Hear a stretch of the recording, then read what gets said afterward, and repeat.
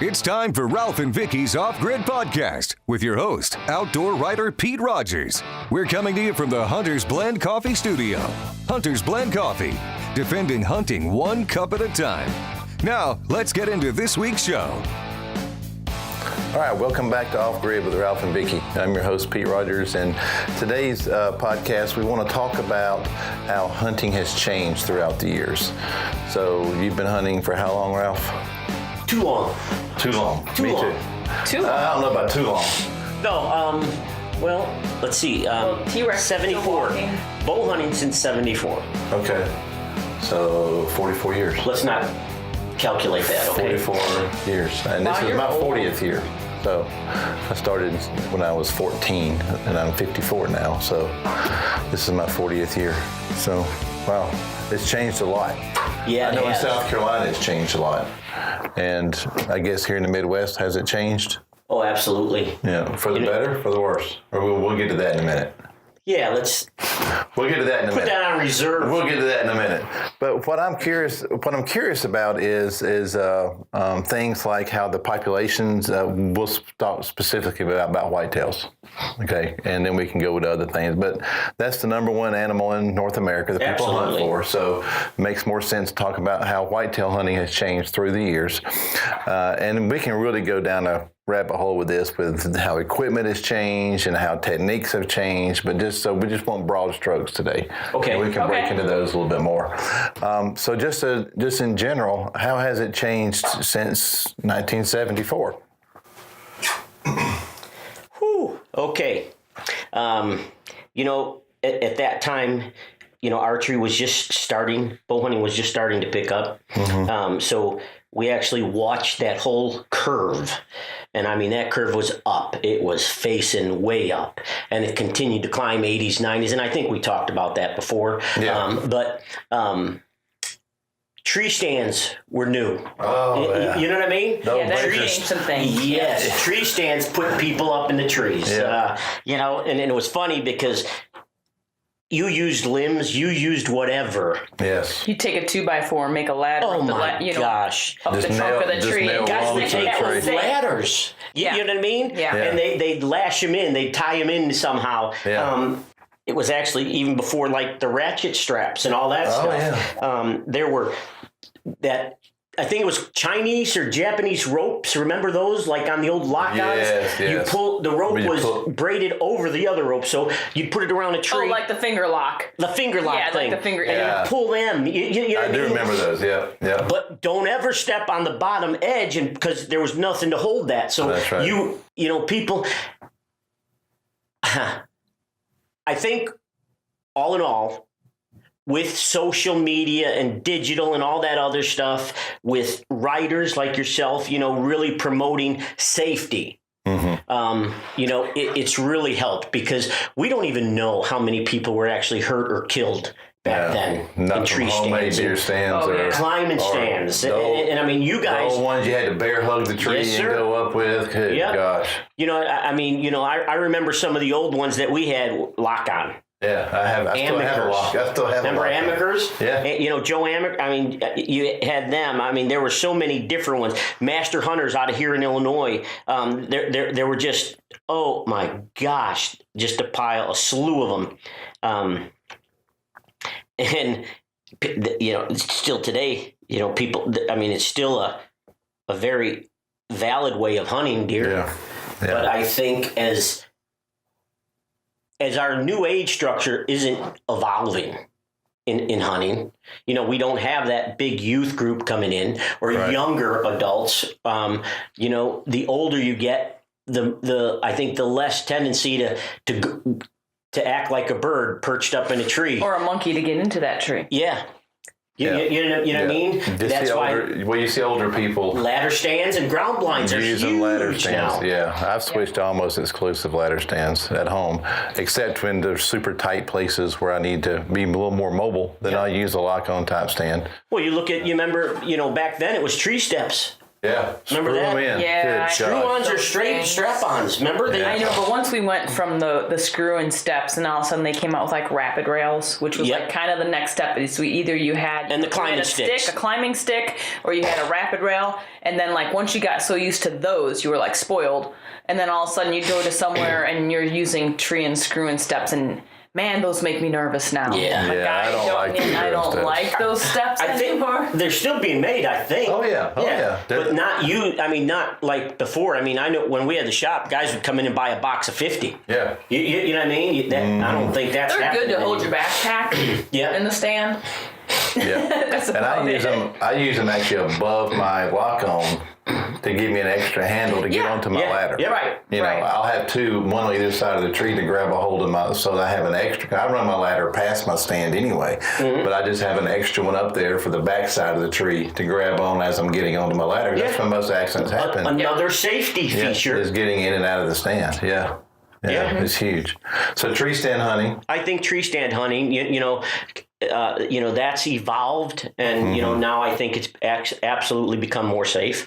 I mean, think of then, there was no hunter safety systems. No. Yeah, there were no harnesses. There's There's no you would get a concept of belt. it. There was Remember, no. and then Game Tracker and a bunch of others came out with just a around your belt. waist. Yeah. Then if you fell, you were hanging upside down, cutting the circulation off your waist. Yeah. You know what I mean? Yeah. I mean, I guess you didn't fall all the way down. No, And if you didn't had hit the enough ground. upper strength, you could go ahead and spin yourself back up. But you know what I always was afraid of was falling and spinning and hitting one of those screw-in steps. Oh yeah, And getting think about- impaled on the step. I was like, God, that scared me worse than hitting the ground. Was if I fall and I swing into that step, Yep. man, that's going to be terrible. I remember I had my wedding band on. Remember that? And I slipped, and the step caught the wedding That's band. his excuse for why he doesn't wear his wedding band. No, and I mean it. You know what I mean? It Yeah. just bubbled up and everything, and I was like, "Ooh, wait a minute. She knows I love her. She knows we're married. I don't need to wear that." That's 'cause why I wear the silicone band now. I think I'd consider that. Yeah. I'm That's working why I on wear that. it. I'm working Oh, on that for you. Because of Okay.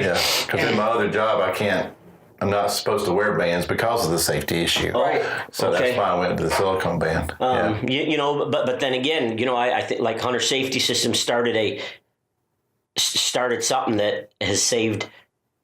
I think we could safely say thousands. Well, Tens of thousands of one of the lives, cool yeah. things with how they evolved into that though too was like the tree stand manufacturers, because of insurance reasons, they started putting in really inexpensive, I don't want to say cheap, but inexpensive Poorly harnesses where you couldn't figure out how to put it on Oh, because no. it was just a bunch of straps. You had to and be an the guys engineer at to Hunter figure out Safety how to wear the Systems, thing. they were like, you know what, if we make it into a vest, it's so easy to put on, Well. and people will wear them. So, I mean, that was a great idea. Well, and Vicki, I mean, really, you go out west, they don't hunt from tree. The majority of Right. they're spotting and stalking, or they're sitting on the mountainside. Yep. So it's really the hub in the Midwest and East and Yeah, South. East and South, yeah. You know what I Yeah. mean? Whitetail country. Yep, whitetail, like you said earlier, the number one animal. Yeah. I mean, it's whitetail Yeah, deer. it is. So that literally just exploded, and keeping everybody safe is such a very important thing. It is. And now, we're still struggling trying to get young kids and new adults, participating, hunting, seeing what that lifestyle is about. You want to keep them safe. Yes, absolutely. And then again, that goes back to the ladder stands, the ground blinds. Mm-hmm. I mean, just look at just lifelines. Yeah. Well, I started putting lifelines on my ladder stands too. Yep. We have them on all of them. Yeah, From the after I ground put it on my ladder up. stand. I mean, anything can happen. That's right. It can. That's right. And one of the things that Hunter Safety Systems did was they made it idiot-proof. Yeah. Like Is Vicki it- said with the vest. With the even before the vest when it was just Yep. the straps, but they had the original seatbelt buckle. Now they have Yep. a little bit better buckle system. But it's like the ones that come with the stands, you got to be an engineer to figure it Yeah. out. Yeah. You cannot hook this one up wrong, and every No. strap is labeled: tree strap, drag strap, lineman strap. I mean, so there's really, if you can read, there's no way that you can hook this system up incorrectly. Right. And it comes with the strong carabiner. It comes with everything that you need. It's a great tool, and I've got now where I guess like a lot of people, when they first came out, I don't need that. I don't need that. Oh, yeah. Yeah. And then I learned that, testosterone has killed a lot of people. Or hurt them. Yeah. Or hurt them. Yep. So once I put it on, it's like the seatbelt in the car. I don't feel right without it. It is a piece of equipment. In fact, now you get to the point where you have it on, you're hooked up, above your head, and you feel like you can do anything. Yep. You get, all of a sudden that deer is around the tree, and you're like, well, I can lean a little further because I feel safe because I can feel my vest can feel it tug on me. you. Yeah, and you're like, okay, I can make that shot. Yep. And I think the other thing too is practice. Mm-hmm. You know what I mean? Practice with all your equipment on. Yep. Yep.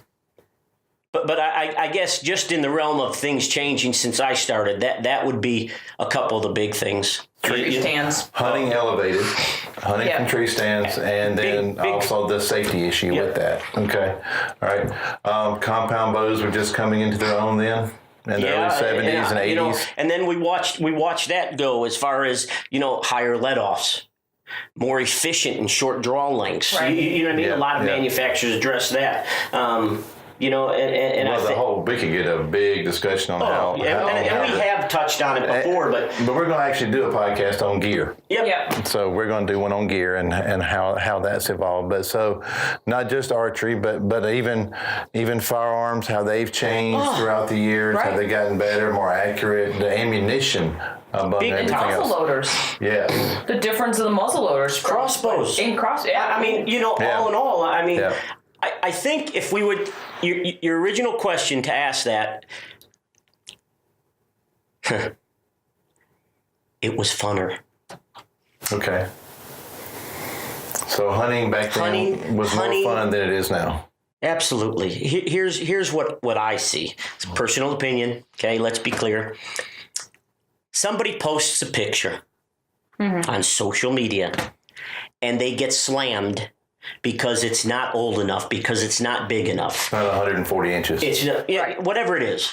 It's or this or did you have any history of it, or did you know what I mean? Is it on your hit list? Or the person feels before they post it they have to apologize that they shot it because it's not. Well, it was the last night, and I just needed to fill my tag, so. Here we go. If there is one pet peeve of mine, and I'm not speaking for you, but you say yes or no, is we are literally becoming cannibalistic in eating our own. Yes. Yes. We really are. Within the hunting community. Absolutely. Within the hunting community. We are judging everybody. Oh, yeah. We are telling them, what, are you, an idiot? Why'd you shoot that? Or, and what's the saying? Don't throw stones if you live in a glass house. Mm-hmm. It's to each their own. It has become a ranking system within the culture. You are considered a better hunter if you can kill a 140-inch deer, even if there's no 140-inch deer in your area. Right, we're actually a big doe. As we've talked about before. To shoot than a big buck. Yeah, in my area of South Carolina, if you kill a 110-inch deer, that's as big as they're going to get. You may occasionally, every so often, luck up and get a 130-inch deer. But we went to Florida. But big deer is going to be 100 to 110 inches. We went to Florida. Yeah. With our muzzleloaders, our traditional muzzleloaders, and Hop. And we said, Hop, what can we expect? He said, 95, 110. Yeah. And it's relative to the area. It is. And the other thing I think is, it's great. Don't get me wrong. It's great to shoot big animals. But the reality of it is, most people don't have a large enough tract of land that they, one, control the pressure. Mm-hmm. Two, they can afford 25 cameras and keep them out there. And you know what I mean? And pattern these animals and know that even though you pattern them, you have enough land that they're not leaving. Because, like, good example, I mean, here, we have all of our local friends we keep in contact with, Ben and everybody, Dave and Randy, Haskin, I mean, all of them, Dean, and we share photos or something. Well, we could see a buck here, and 3-4 miles away, they got the same buck on camera. That far? Yes. That far. Yes, sir. And we've watched it through the years, and we have documentation of it. I mean, bottom line is, if you don't own a big tract of land. That's a big tract of land if you need its miles. Oh, buddy. Mm-hmm. Wouldn't that be sweet? Now, what does that do to, here I am digressing, but when they say that a buck's home range is only 1 square mile, and you get pictures of them 3 or 4 miles, now is that during the rut when they're roaming and searching and You know stuff? what? I think it's all dependent on the area. I do too. And the does. And the does. I mean, you know what? I think biologists, true biologists that are in the field, see things, keep records of it, just like everybody else is doing with their own trail cameras. They're getting records. And if they communicate with their other landowners, next thing you know is you're starting to learn how to pattern something, but understand and realize that maybe some of the data's not as accurate in certain areas. Right. What about pressure? Pressure changes a lot of things. Changes a lot of things. So I mean, we were a good example. I was on a really nice deer last year, never connected, but we only have 33 acres. Yeah. This year he was bigger, and he got shot on the neighbors. Oh, did he? More power to that, to the hunters. But if you had 1,000 and you had him in your core and you have that whole buffer zone you're managing, you got better habitat, why is that deer going to leave? Well, no, he's not. But you got to have everything for them to be there. You got to. So and back to how has hunting changed, as you said, it was more fun.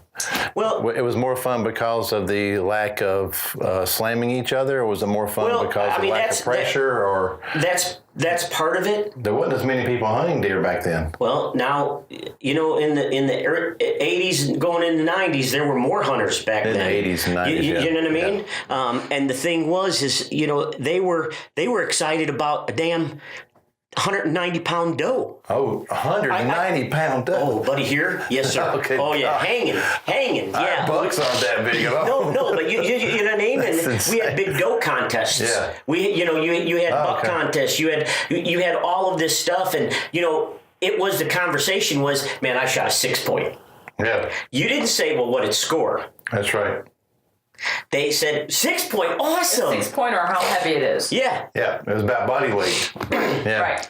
Well, and like you were talking about when we went down to Hoppies with the muzzle with our traditions, the buck I shot was 190 pounds. In Florida. In Florida? And Mr. Reed, Hoppy's dad, Pop and Hoppy and all them, they were like, oh my gosh, that deer is just huge. And you're looking at it and I'm like, okay, it is a big body. It's definitely a big body. It's like almost like one of the ones around here, and they were all excited about it. They couldn't believe it was 190 pounds. We'll be right back with more Ralph and Vicki's Off-Grid Podcast with your host, Pete Rogers.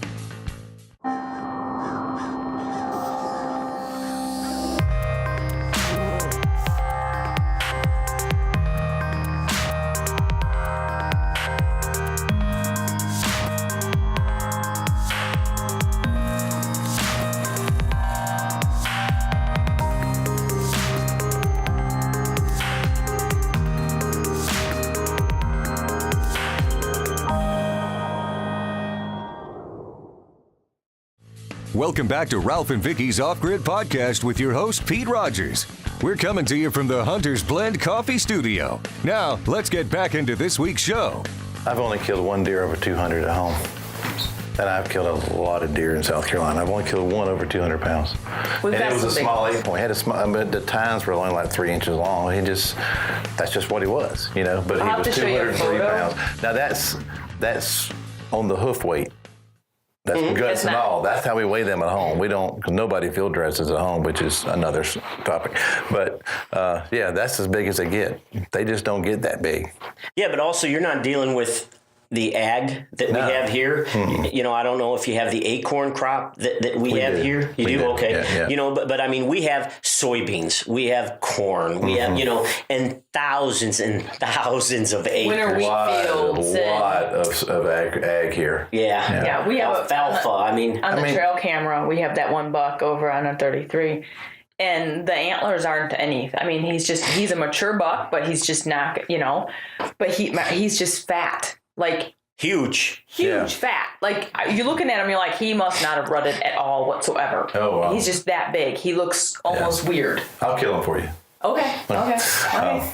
I don't discriminate on that. No, we don't either. No, if he's come by me, I'd have shot him too. He's a mature buck. He's just, I don't know what's happened to him. He's weird. Yeah. I think what we've changed in this longevity of what we've participated in is we've put more emphasis on managing the deer than we actually manage the new hunters, if that makes sense. It makes perfect sense. We you know what I mean? Back then, we had, and today, a lot of people won't admit it, but they have boxes and closets full of spikes, 3 points, 6 points, 8 points. They have that. They have the skulls. They have the skull plates. And they look at it and they could remember every single one. Yep. But today, we tell our children, we tell the new hunters, don't shoot that. That's right. Don't shoot that. That's right. And when the opportunity comes at a mature animal, they haven't had the experience, they haven't had the knowledge, they haven't witnessed it. Sometimes, majority of the time, maybe it gets muffed up, it gets screwed up a little bit. Yep. I personally think that we need to step back. We really do. Mm-hmm. We need to say, listen, let's manage our children. Let's manage our new hunters before we manage that wildlife. The wildlife is going to take care of itself. Mm-hmm. We have biologists managing it. They're setting up numbers for how many animals are supposed to be taken. Yep. Once that quota is met, you shut down. You know what I mean? Right. What we're doing is we are belittling the hunters. The new hunters. The new hunters. And also, I don't mean to, but it ain't just the new hunters. There's still a lot of hunters that get so damn excited seeing a deer that they just want to try to shoot that deer. Yeah. Well, when like you were saying, like South Carolina, your biggest deer, you're looking at, you're lucky for 110 inch, and here in the Midwest, people be like, why would you shoot that? Yeah. I know. You know what I'm saying? So again, it's relevant to where you are at. Oh yeah. And that's a big deal. And that's, when we have our friends come out, like, even you out here, we're like, shoot whatever you want.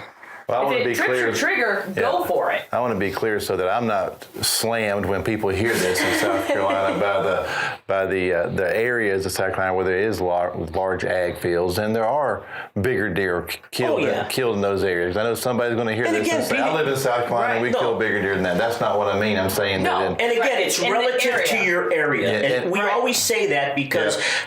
Good example. I'm just going to say this just happened yesterday. We had a major snowstorm come through. 10 miles north of us, there's no snow. Okay? Yeah. So it's relative to the area. The deer are going crazy. It's almost like late season. Yeah. Our standing beans, the standing corn, deer are piling into it right now. We got them on our spy point cameras. But here's the thing. 10 miles away, totally different. Yeah, completely different. So it's all relative to where you're hunting. And when you say your areas, you mean very specific. You don't mean like Illinois or South Carolina. You mean within, it could be within that county or in a portion of that county or, to actually the area that you're specifically hunting. It's like we talked before on the land that we own and that I hunt, our deer have short tines. Right. For whatever reason, 4-inch tines is all you're going to get. I've hunted there for 18 years now, and that's all. You may get one that has 5-inch tines, but that's just what it is. That's it. Right. So go out and enjoy it, experience it, witness it, just like you're doing. You're getting all your kids hunting. Yep. That's what we need. It is. We need to stop this damn riding this bandwagon. Look how great thou is. Look at what I'm shooting, because in reality, most people will never have 150, 25 private acres that no one else is hunting. Yeah. Right. And yet the big play up is on this person or these people have 5,000 acres, 2,000 acres. Yeah. They will never understand it. That's right. And we are appealing to appeal to a broader audience, to get more people excited in this outdoor lifestyle. Mm-hmm. I hate to take these words from someone else, but it's time to make hunting fun again. Mm-hmm. that lifestyle, it's a blast. It is. It is. It is. And if you take some of that pressure off and you get more people involved and experience it and witness it. Well, let's talk about that for a second, because I had a conversation with Lindsay Thomas from the QDMA at a writers conference recently. And I don't remember the name of their program, but one of the things that they're interested in is getting first-time hunters that are adults. Not bringing the kids into it because they don't have the money or the and they're spot on. They're trying to get these 30-plus-year-olds or 40. I wish I could think of the name of the program, so I apologize for that. And if we can, we'll come back in and add it to it later. But as I talked with him about it, I thought, man, that is such a great idea of trying to get people in their 30s and their 40s and their 50s who've never had the opportunity to hunt, to get them out in the field. Right. And if we start putting all these restrictions on them, you can only kill something that's 4.5 years old, or you can only do this, and it's just going to kill the desire to go, you know. Well, look at how many so-called experts are out on TV and on social media, on this digital world.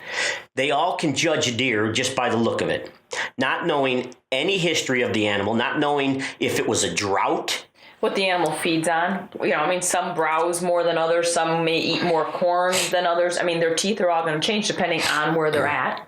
There again, if you're in a big ag field. Exactly. Or if you're not. Yep. You watch a show and they say, oh, well, he's only 4.5. Now, they just came to this outfitter, never been there before, don't have any history of that animal, and they're already, so the viewers go, oh, man, that dude knows what he's talking about. Right. You know what I mean? Well, yes, you can. QDMA has proved it. You know, you can look at a deer and be close. Yeah. Close. But then when we're trying to get new hunters in, and we're telling them, okay, you can only shoot a 4.5-year-old. They don't even know what that is. That's exactly right.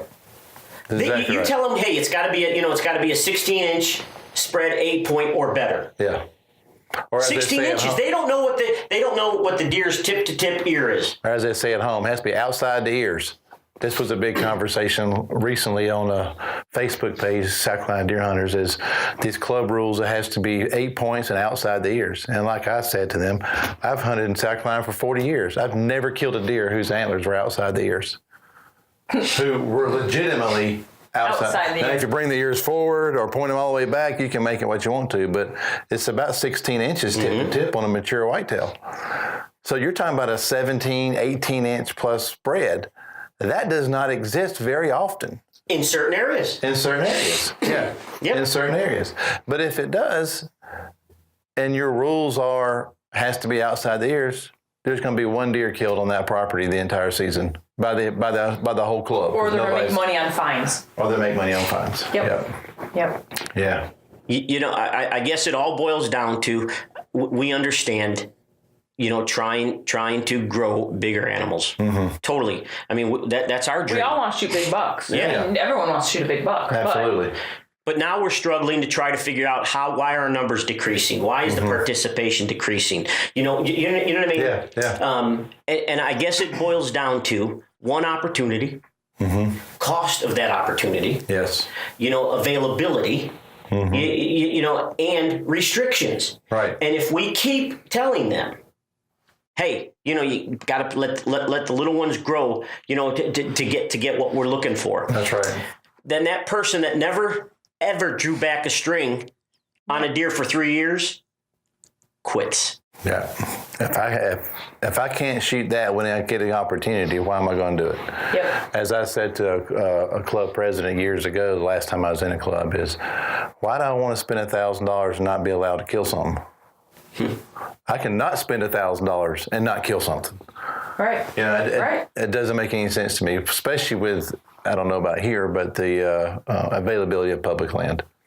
You know, one of the things, and I want to get to that in our conversation of how hunting has changed, is in South Carolina, the number of acres of public land has decreased as the number of hunting clubs has increased. Oh. Because our state rents most of their land. Really? Yeah, the public land is rented, but from timber companies and farmers. It's not owned. Very little is owned by the state. for public land. So when the landowner has a hunt club that'll pay $25 an acre versus the state that pays $7, Right. it's a no-brainer for them. So I have seen tens of thousands of acres go away for public land into private clubs that cost an enormous amount of money to be a part of. Having said that, we still have several 100,000 acres of public land that really doesn't get hunted because people are afraid that it's not safe. Well, Pete, we get a lot of comments. You know, they go, Right. well, yeah, oh yeah, you guys, all you hunt is private land, and you know what I mean? No, stop. I started hunting all public land.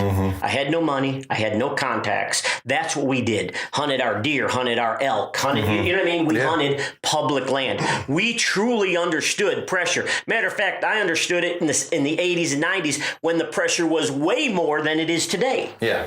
And we were still successful. Yes, there are some rules of thumb. Number one is don't think you know it all. Right. Okay. 2, you can travel further in, and the majority of the time you'll have better opportunity. However, also learn that the hunters in these public lands can also be an asset to you. The majority of your hunters will get out of their stand between 9 and 10 o'clock. So that means all of a sudden, these guys, these girls are walking through bedding areas, walking back to their vehicles, disturbing animals that weren't disturbed before. Years ago, I shot one of the first bucks on a state area here in Illinois. And I shot it right off the parking lot. Because I was watching and I was like, why are we not seeing deer?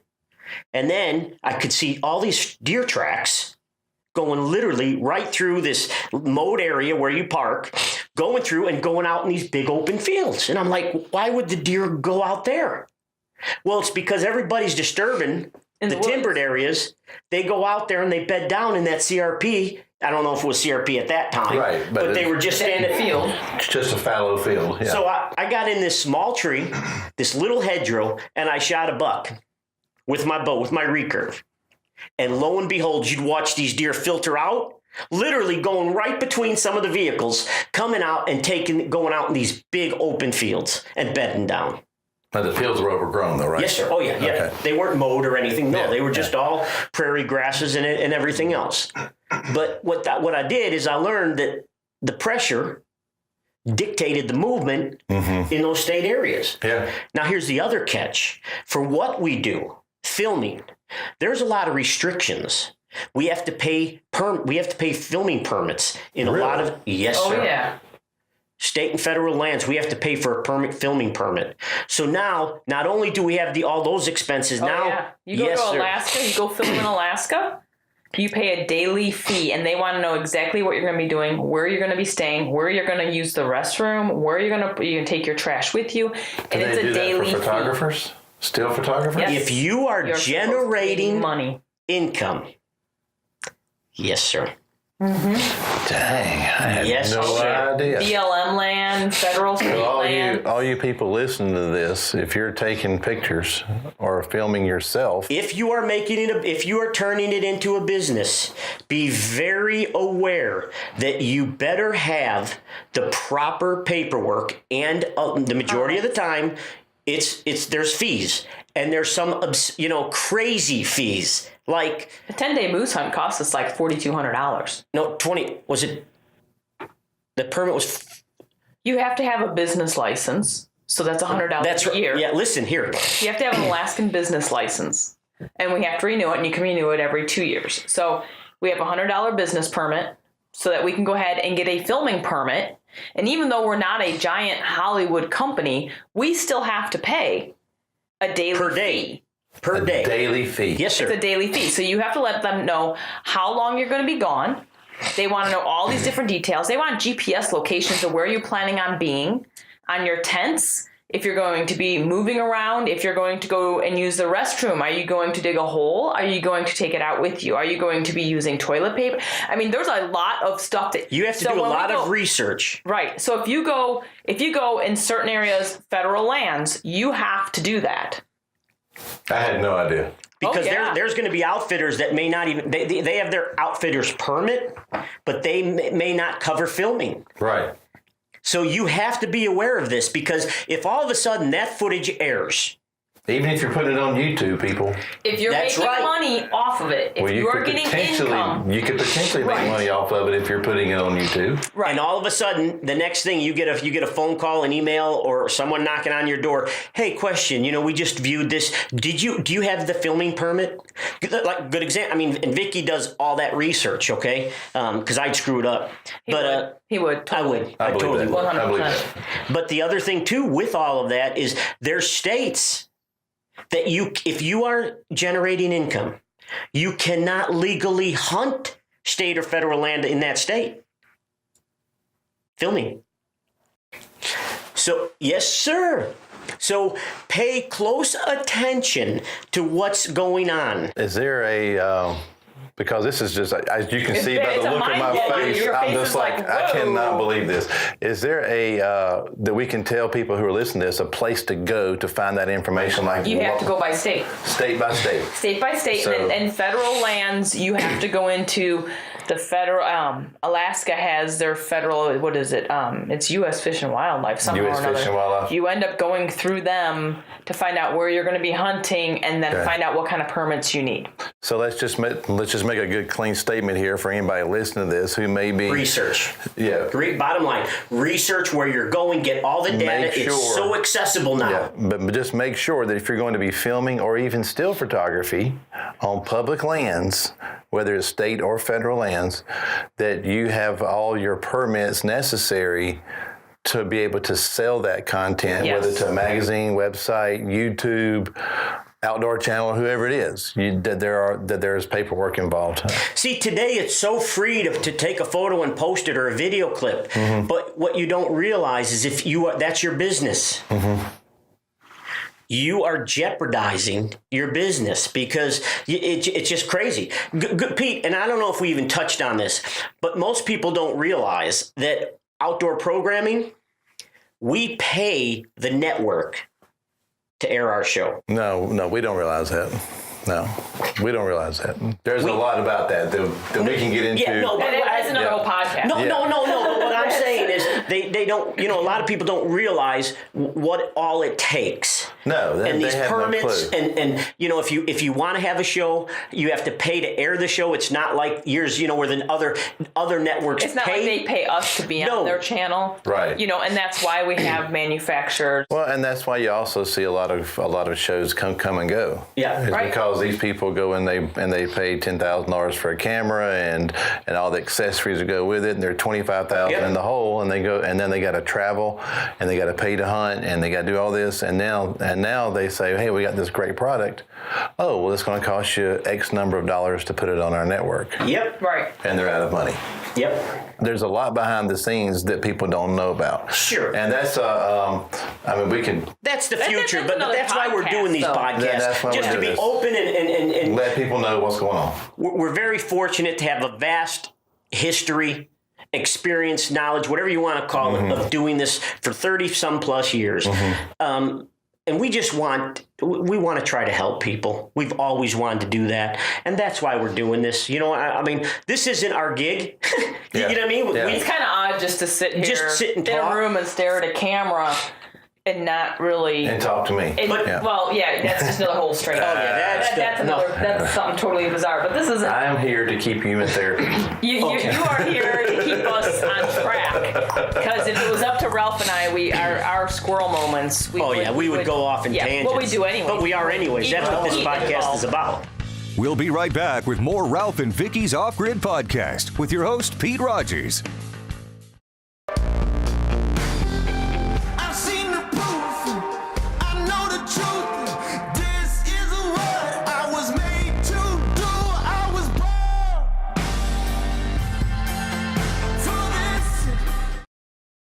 Welcome back to Ralph and Vicki's Off-Grid Podcast with your host, Pete Rogers.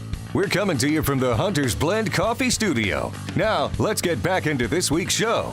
But one of the things about how hunting has changed is we saw a huge spike in populations of animals. Yes. Due to management. I mean, huge spike. Because I can remember, we talked about this in an earlier podcast. I can remember it was in 1977 or so. I was like 7th, 8th grade. I saw a deer track.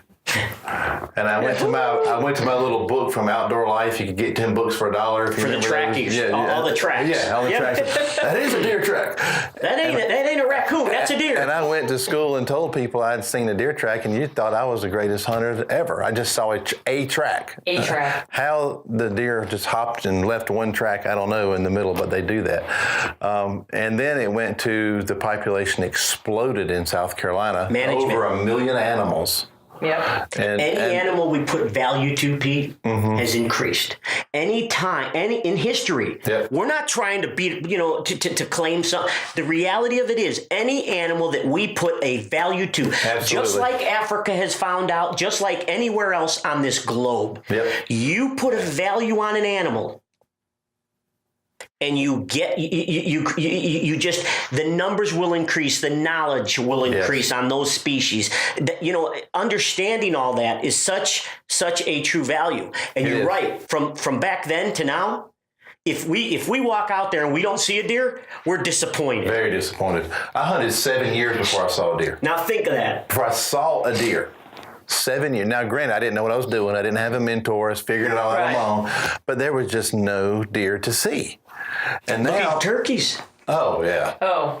Look what NWTF and look what they've done. Yeah, you know what I mean? Yeah. Where states you didn't even have a bird. You didn't have a turkey. That's right. Now look. There's a huntable population in almost every state. Yeah. Crazy. Even just 20 years ago, we've lived here for almost 20 years now. And when we first moved here, we saw a hen and she had like 6 or 7 poults. And she used to come around our gravel driveway. We used to have oak trees in the middle of the driveway. And every fall, when you drive around the driveway, we would break the acorns from driving on them. And she would bring all her poults in the summertime. And feed. And they was awesome. in our driveway, right here in front of the door. And she was on the deck one day. But you never saw them. You never saw them actually any time besides there. That was it. Right. And we're like, wow, we hope they make it. Never heard of them.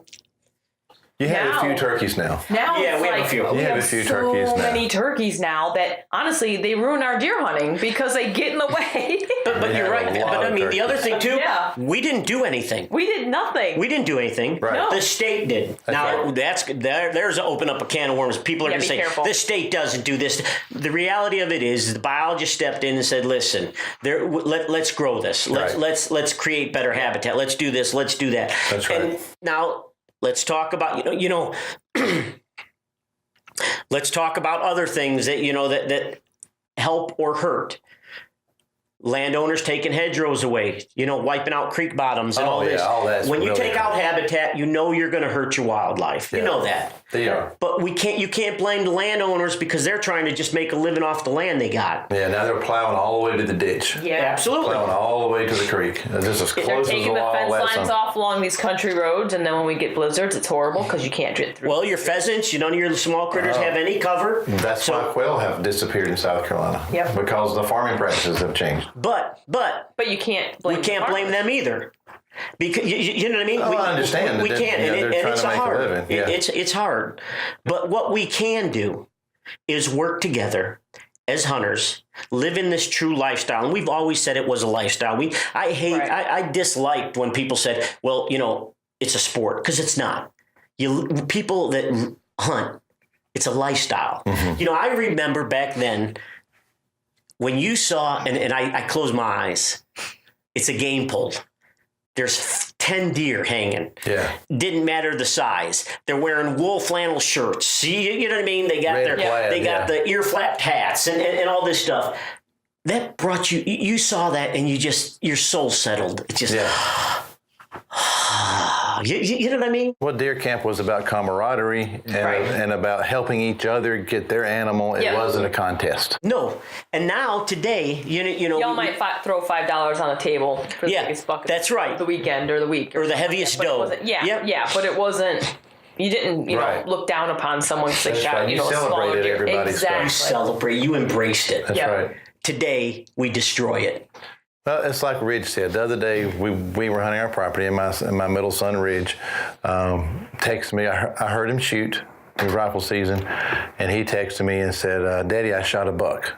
And I said, awesome. Is it a good buck? He said, for me, it is. Awesome. And that just, so, and it was his biggest buck. He's killed several, but he's never seen what we're talking about here.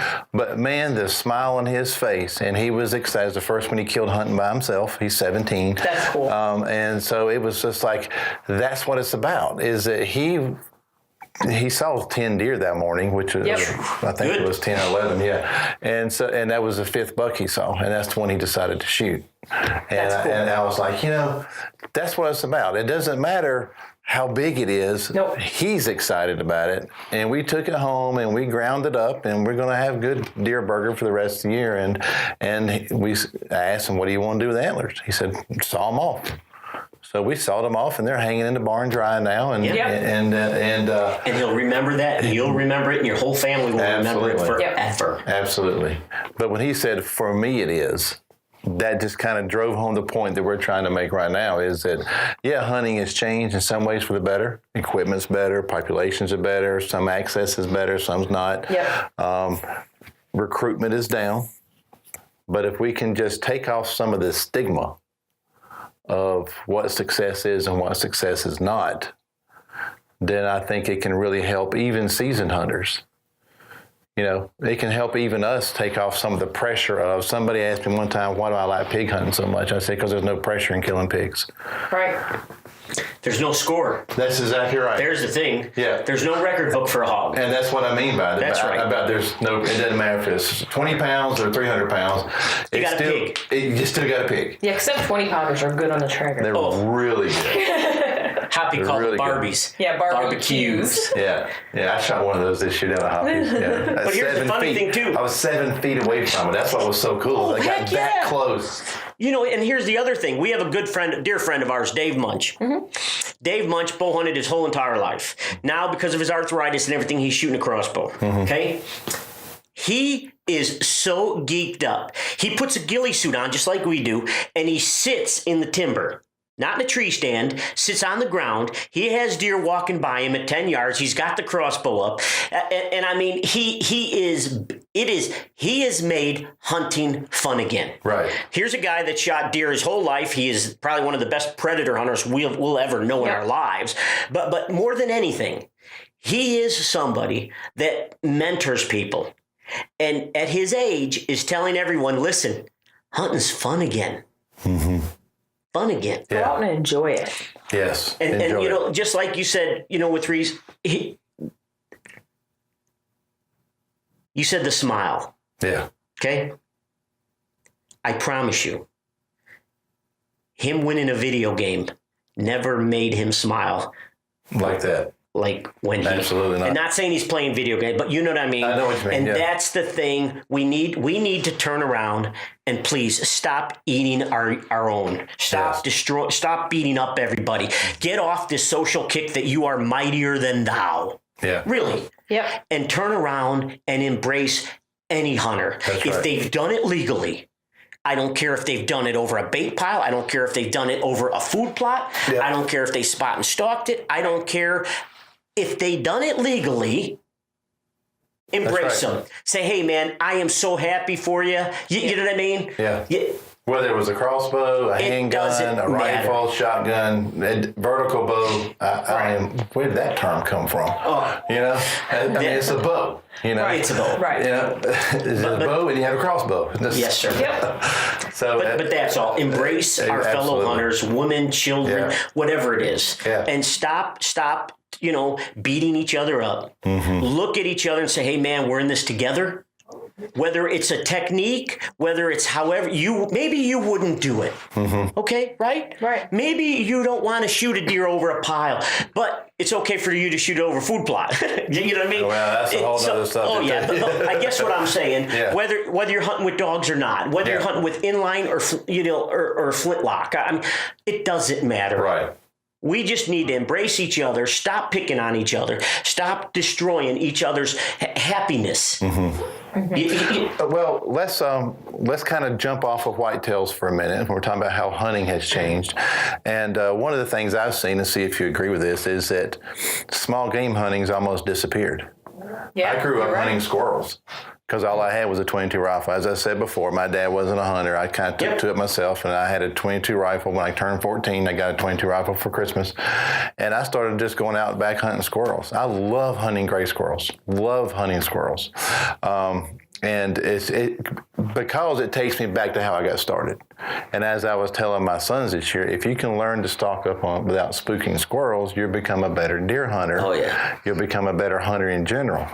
And I see 7-year-olds killing bucks. I see 7 and 8-year-olds killing turkeys, and they've never even shot a squirrel. Not that that's good or bad. I'm just saying is that there is so much fun and joy in small game hunting. I'd like to see a resurgence in that. I'd like to see a resurgence in getting kids and new hunters out there where you can get success. You don't have to be scent control and super quiet and stealthy. You can just have fun and talk to each other and listen to dogs chase rabbits or go after squirrels with dogs like we do down in Alabama. You know, I'd like to see that. Have you seen any what's your experience with changes in small game hunting? Oh, I mean, and upland as well. Let's just do everything else. I always go back on this. And years ago, when we were in a tree stand or you're hunting, you know, you saw a squirrel, you shot it with your bow.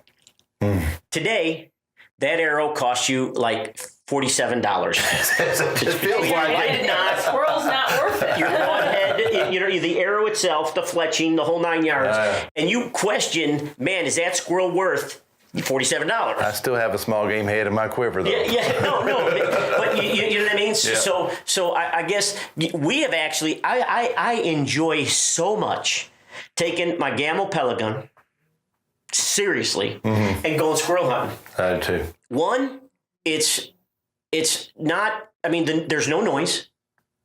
You're not offending anybody if you're in a smaller area. You know what I mean? More urban than rural. You know what I mean? Yeah, if but it's you legal, got booner squirrels here, too. These things are huge. Squirrels. And the other thing, too, is not only, I know he'll go take the Gam one, he'll go walk through the woods, you know. But, like, we have to control the squirrel population, which sounds ridiculous, but they like to get into our engines out here. They eat all the wires. And Really? they go in and Yes, they sir. destroy our vehicles. Yes, you're looking at us like we're crazy.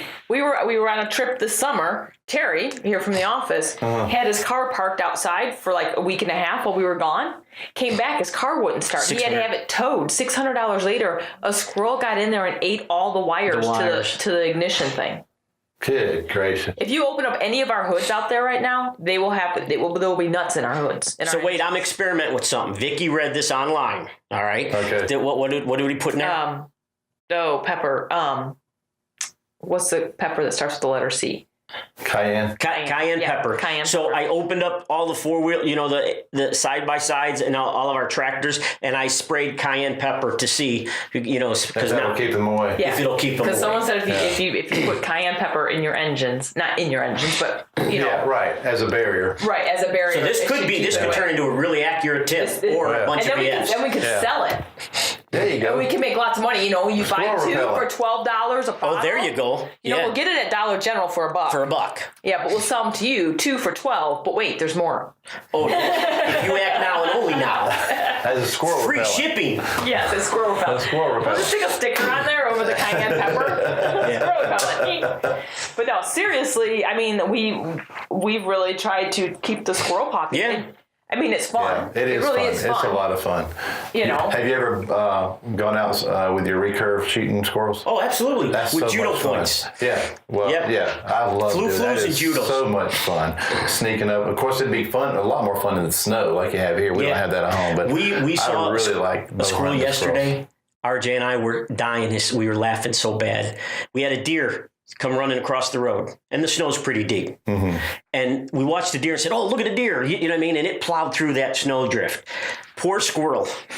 You could have went up and clubbed it with your recurve. It jumped and it disappeared. You know what I mean? And then it'd come up its head, and then it'd try to jump again, and you're like, "Oh, what is that?" Right down here, right down the road. We were laughing. RJ and I are like, "Oh my gosh!" You know what I mean? Get through the snowdrift. Yeah, so probably right now would be an unfair advantage to the hunter. To the squirrels. Yeah. But I mean, it would be, you know, and you're right on. I mean, again, I think it boils down to, Pete, here we are talking about, you know, things changing. Opportunity. There is so much opportunity out there. Don't just be, don't have tunnel vision. It's Right. not just about deer hunting. Right. Right. There's other opportunities. You know what I mean? is. Predator hunting, squirrel hunting, pheasant hunting, waterfowl, Trapping. trapping. Oh, I mean, yeah, get that's- them to understand this lifestyle, kids or adults. That's right. Let them see the values of what participating in this, buying hunting licenses, Right. what those dollars go to. That's right. Pittman-Robertson Act, Robinson-Pittman Act, however you want to say it. 11% of that federal excise tax. Let them see this. Let them see the values of it, and then truly live it. Don't be a hypocrite, but live it. Right. We have proof. All of our existence, we've lived it 24/7. Yeah. You've lived it 24/7. You've raised your family on it. We've raised our son on it. And actions reflect leadership. You don't have to be on social media and blow your own horn. Let your actions speak louder than your words. Right. Live it, share it, and guess what? This will exist. It will. And as we wrap this up, one of the things I think that's important, which I think we're saying in a big picture, but to be more focused and saying is that we need to be proud of our lifestyle as Right. hunters, not ashamed of it. Yep. And we need to promote it in a positive way. Not beating each other up. That's right. Promote it in a positive way, and that can be things as be tasteful in your pictures Right. that you share. Don't throw it on the hood to drive it home. And you don't have to show the wound channel Right. that the arrows make or the blood trail. Don't gloat. I mean, it is a bloody sport. We recognize that, but let's glorify the success. Let's respect the animals. Let's respect the pursuit and each other in the process. I mean, hunting in South Carolina a few years ago was passed as a constitutional right in South Carolina to be able to hunt and fish. And it was on the ballot of several states this year as well. So we're seeing more and more states protecting the Right. privilege. And I call it a privilege. I don't call it a right. I think hunting is a privilege. And with that comes responsibility. And as we said, to lift each other up, to respect the animals, to respect the resource, and to take care of what's important to us. Yeah. I agree, 1,000%. Absolutely. All right, so with that, we'll just wrap this episode up. Thanks for listening. If you, this is Off Grid with Ralph and Vicki. I'm your host, Pete Rogers. If you have not subscribed, please do. Go to your carrier of choice, Google Play, Spotify, Apple Podcasts, whatever it is, and subscribe to us. And we'll be back with some more episodes soon. Make hunting fun again. Absolutely. Thanks for listening to this week's podcast. We hope you come back again for more Ralph and Vicki's Off Grid Podcast with your host, Pete Rogers.